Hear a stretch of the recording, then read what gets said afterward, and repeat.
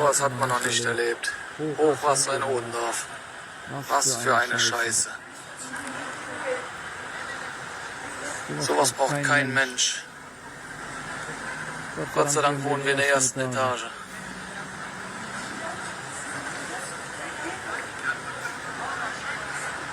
Wenn das Wasser weg ist, brauche ich ganz viel Hilfe. Noch waren die so gewackelt hat, das weg? Nee, das ist darüber gekippt. Da vorne vor dem Tor. Nee, vom Tor. Oh Gott, jetzt kommen noch Vogel. Ach du Scheiße. Oh nein, oh nein.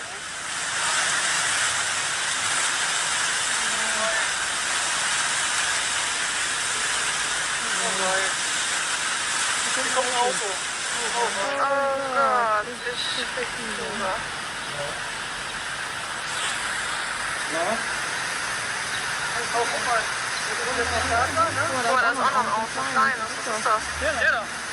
Ja, hier, guck mal, das ist bestimmt irgendwie ein Kinderauto oder so. Was ist das?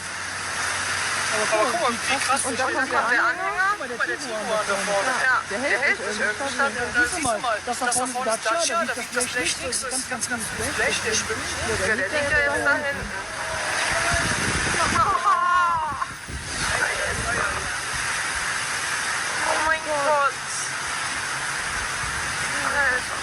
Aber was hier auch alles schwimmt, hier sind Bücher, das schwimmt alles. Das ganze Öl. Ja, das Öl da drin ist eine Katastrophe. Was war das?